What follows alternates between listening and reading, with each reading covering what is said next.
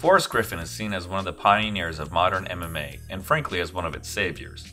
From the first season of The Ultimate Fighter, to being one of the first stars of that era, to his gripping underdog story with wins over the likes of Mauricio Shogun Rua and his surprising title win over Quinton Rampage Jackson, as well as the humanity behind his losses to fighters like Anderson Silva and Rashad Evans, to his later career as a spokesperson for the UFC brand, its Performance Institute, and, well, Power Slap, but we don't have to talk about that. Forrest Griffin has rightfully cemented himself well within the history books of MMA, and his career and time within the sport will always be looked upon fondly. However, at the very beginning of his story, there was a yin to Griffin's yang. At the finale of the first season of The Ultimate Fighter, of which Griffin was one of the finalists of the light heavyweight division, the finals fight Griffin participated in, of which Dana White has said on numerous occasions may have very well saved the UFC, there was someone else's story beginning as well. One that unfortunately doesn't have as happy of an ending. A story that even now is slowly fading into MMA obscurity. That is the story of the American Psycho, Stephan Bonnar. Chapter 1. The UFC. Even though Stephan Bonnar's fighting nickname is the American Psycho, when compared to Forrest Griffin, he was definitely seen as the more even-keeled of the two. In fact, there's even a moment on the show where he tries to bring order to the household by criticizing fellow crazy person Diego Sanchez's kitchen etiquette. Meanwhile, Forrest Griffin was slowly going crazy from the isolation and lack of privacy and acting like a primate and providing way more reality television moments. The instant classic the two put on in April 2005 also earned Bonnar a contract with the UFC as well. Something that in hindsight doesn't look too impressive given that many other fighters that didn't win the tournament were also given further fights within the promotion. But it was a feel-good moment that, alongside the life and death war he just had with Griffin, made Stephan Bonnar a more notable name in the aftermath of the show rather than the standard persona he displayed during it. Judging by how little Stephan Bonnar is talked about these days, other than his tragic and untimely death, which we will get into, he must have had a very unremarkable career with few memorable moments that let him slowly fade into obscurity, right? Well, that couldn't be further from the truth. In his 7-year UFC run, including the loss to Griffin in the Ultimate Fighter finale, Bonnar went 8-7. Not only that, but he also had fights against legends of the sport such as Rashad Evans, Anderson Silva, and even the greatest fighter in the history of the sport, Jon Jones. Him and Forrest Griffin also eventually had a rematch of their classic first fight. On paper, this all sounds great, but when you dive into the context is where the problems start to pop up. Firstly, all those big name matches he was in, he lost. Most of them pretty handily at that. The most you'd see of him on highlight reels is him getting spinning elbowed and suplexed by Jon Jones, having his insides rearranged by an Anderson Silva knee, or the first fight between him and Griffin. Speaking of that classic first fight, the rematch between him and Griffin didn't even come close to the hype of the first fight, being a ho-hum affair that essentially just showed how much Griffin had evolved as a fighter, whereas Bonnar had not. Bonnar even lost to an aging and completely broken Mark Coleman in a fight that Bonnar was heavily favored to win. And while he did ultimately exit the UFC with a positive record, his wins were often nothing to write home about, and against mid-card fighters that no one except the hardest of hardcore MMA fans will remember. In his entire UFC career, after his war with Griffin in 2005, he only received 1 Fight of the Night bonus, whereas Griffin received 4. That's not to say he didn't have some bangers, which he did win. I personally enjoyed his fights with Krzysztof Szucinski and Kyle Kingsbury, but in the large scheme of things, his in-cage career didn't really live up to the hype that the initial battle with Griffin produced. Another issue people don't seem to discuss is that Bonnar failed 2 drug tests within his UFC career, and they were both for anabolic steroids. These days, failed drug tests and their scrutiny is a more hotly discussed and debated topic, but in the early Zuffa days of the UFC, when the sport was still trying to be legitimized and be accepted by a larger audience, other than enjoyers of Zions energy drinks and Mickey's malt liquor, promoting someone with that kind of stain on their record could produce some difficulties, regardless of how great his first fight with Griffin was. Bonnar's second drug test failure also happened at a very challenging time for the UFC, and was ultimately his last fight with the promotion. He and Anderson Silva competed as headliners in the much-cursed Brazilian pay-per-view UFC 153 in the fall of 2012. While Anderson handled Bonnar quickly and handily, it was a significant risk for the reigning middleweight champ, who was also one of the company's biggest stars, and had the longest win streak in the entire promotion, to take on a short notice fight at a weight class above him against anybody. Just a few months prior, previously mentioned light heavyweight champ Jon Jones refused to take on a short notice fight against a much smaller opponent in Chael Sonnen to save a pay-per-view card. This led to the cancellation of UFC 151 outright. While the UFC wasn't in the red per se, it was a massive financial hit to the promotion on an already tough year full of fight cancellations and injuries, and was the pivotal first first year of their deal with cable provider Fox. Had Stephan Bonnar somehow beaten Anderson Silva in his hometown of Brazil, only to pop for steroids later, it would have been an absolute nightmare for the UFC going forward. This led to UFC president Dana White's relationship with Stephan Bonnar to sour tremendously. While this didn't prevent Bonnar from getting into the UFC Hall of Fame the following year alongside Forrest Griffin, for their classic fight obviously, there's no doubt this hurt Bonnar's continued involvement within the company after his initial retirement from competition, something Forrest didn't have to worry about at all. This also leads to another stage of Bonnar's fighting career, which hurt him even more and likely soured his relationship with the UFC and, notably, Dana White even further. Chapter 2: Bizarre Bellator.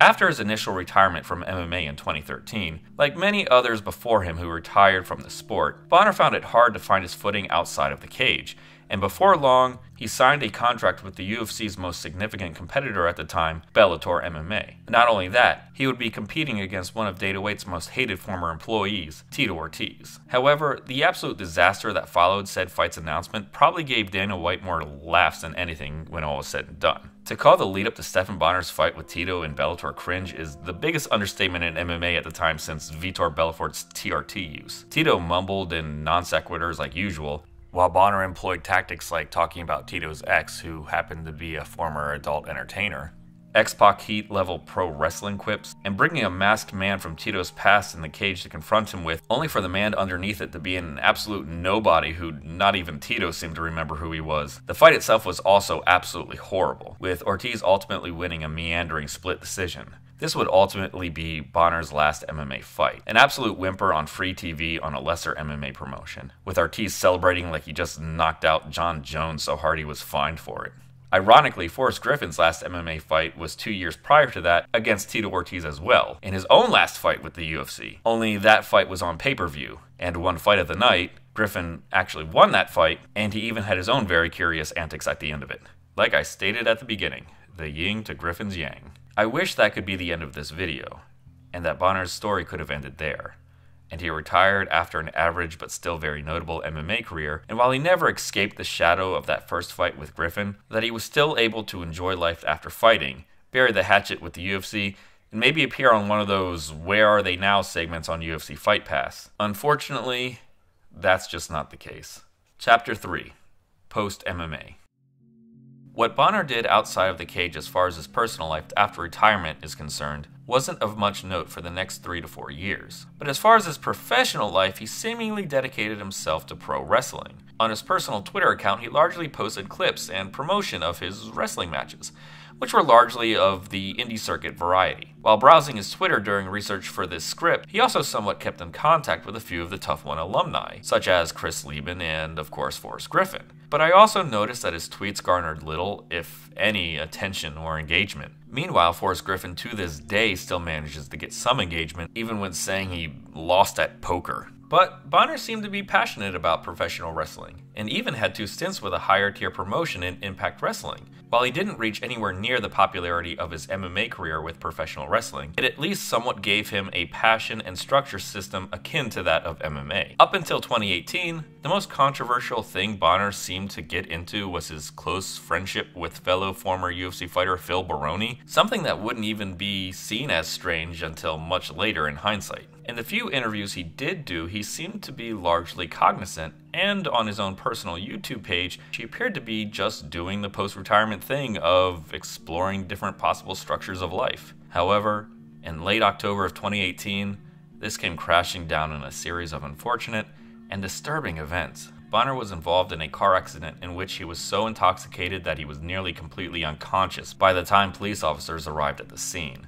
I can't be certain, but during an interview with MMA Fighting's Ariel Helwani during the lead-up to the Mayweather-McGregor boxing match, Bonnar did not seem to be fully lucid in comparison to other interviews he had done. This is not the first or last time a professional fighter has been under the influence during an interview. Are you intoxicated? Yeah! But in hindsight, this might have shown a pattern, as Mac was over a year before this DUI incident. Things were still fairly quiet for a brief period afterwards, and Bonnar even had a second brief stint with Impact Wrestling in 2019. But then the following year, things seemed to get very bizarre seemingly out of nowhere. Now, I know we all went a little crazy in 2020, but Bonnar seemed to go completely unhinged. From getting kicked out of gyms for not following COVID protocols, to hanging out with aforementioned kitchen etiquette breaker and fellow Tough One alumni Diego Sanchez and his scam artist former life coach Joshua Fabia, MMA forums were surprised to see just how much the even-keeled and unremarkable former MMA pioneer had such a sudden and drastic change to his person. Chapter 4: The Decline.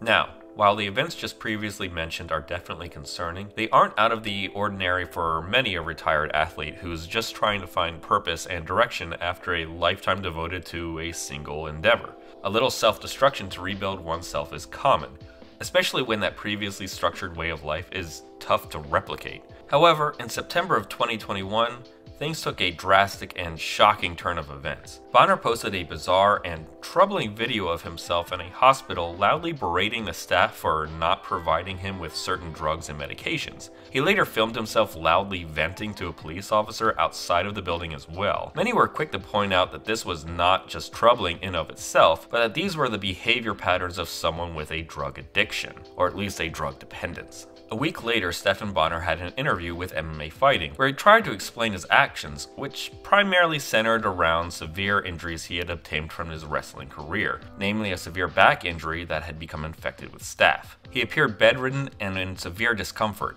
and without the help of pain meds. But again, knowledgeable observers of his behaviors could clearly see that these were also the actions of someone with a severe addiction and dependency on drugs. Bonnar also seemed to have aged 20 years and had clearly lost a lot of weight. Here is the difference between Stephan Bonnar in 2019 and 2021. A second interview with MMA Fighting the following month further confirmed this drastic decline in his health, and again, larger discussions about the likelihood that he was battling some serious addiction demons. This unfortunately wasn't the end of Bonnar's troubles though, as in the spring of 2022, a house fire tragically destroyed Bonnar's home and everything inside of it, including much of his memorabilia of his former career as an MMA fighter and pioneer. Notable MMA fighters came to his aid and donated to his relief fund, such as former UFC welterweight champ Tyron Woodley. But again, this was also seen from observers as a potential ploy to collect insurance money, as Bonnar was facing financial issues from his medical expenses and lack of work, as well as the increasingly solid assumptions of drug addiction.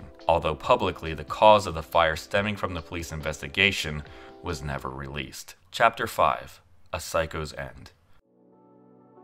On December 22, 2022, Stephan Bonnar tragically passed away at the age of 45. The original reason for death released to the press was that he died from heart complications while at work, but it was later revealed that he had died from an accidental fentanyl overdose, confirming many suspicions that Bonnar had struggled with drug addiction and that it went much deeper than just pain medications for a back injury. The UFC released an in memoriam for Bonnar's death in January of 2023. But since then, Stephan Bonnar has largely fallen back into the obscurity of MMA lore. UFC fighter Sean Strickland later released a rant that summed up the swept-under-the-rug ugliness of the situation. Like, after he died, you post pictures of him in support and all this. Like, well, this man was losing his... Where were you? And I'm not saying you had to be there for him, but you weren't there for him then. Don't be there for him now, because now he doesn't need it. Stephan Bonnar was one of the pioneers of the UFC, and a big reason MMA found its initial success in America in the mid-2000s. His fight with Forrest Griffin will always go down as an instant classic. However, just as Forrest Griffin was the one who ultimately got his hand raised at the end of that fight, life in general just seemed to smile more favorably to Griffin. Forrest Griffin is still a staple of the UFC, and is part of many of the company's marketing materials, and has a well-paying and respectable role within the organization and its Performance Institute. And he deserves every bit of it. But Stephan Bonnar's entire life and career seemed to be almost an afterthought. And while that is largely due to his own actions and professional decisions, it doesn't make the situation any less tragic for him that while the UFC blew up to become a multi-billion-dollar organization, Bonnar himself died homeless, broke, and riddled with health complications and drug addictions. Epilogue. My personal thoughts. I will never know what another person is fully going through, no matter how well I know or don't know them. However, I can examine all the information given to me and make an assumption based upon all that is provided. I don't think Stephan Bonnar truly escaped the shadow of his first fight with Forrest Griffin. He never had a career moment that eclipsed it, unlike Griffin. I just don't think Stephan had the talent to reach a position higher than what that fight provided him. He was 28 when he officially started his UFC career, and the sport and its advancements in things like nutrition, weight cutting, and training were still very much in their infancies, not really giving Bonnar much time to refine his skill set given the relatively short window remaining of his athletic prime in comparison to the sport today. I also feel like he used PEDs and steroids throughout his career in both MMA and wrestling, and did develop a dependency on them as he got older and more shop-worn. So when the bigger checks from MMA stopped coming in, and Bonnar never found solid footing outside of competition for some of the reasons I mentioned in this video, he might have turned to much darker things. And then when what little stability he had was taken away from him due to the pandemic, he completely spiraled. It's important to know that I do genuinely believe that behind the scenes, the UFC and likely Dana White and other former UFC athletes likely tried to help him in some capacity, but by that point, Bonnar's self-destructive path was pretty much set. At the end of the day, Stephan Bonnar will always deserve a place within MMA lore as one of its pioneers. Us fans will always owe an amount of gratitude to who Stephan Bonnar was and what he represented, rather than what he became. And hopefully in his tragic passing, he will serve as a cautionary tale to anyone who struggles with addiction or purpose after one of life's phases ends. Rest in peace, American Psycho.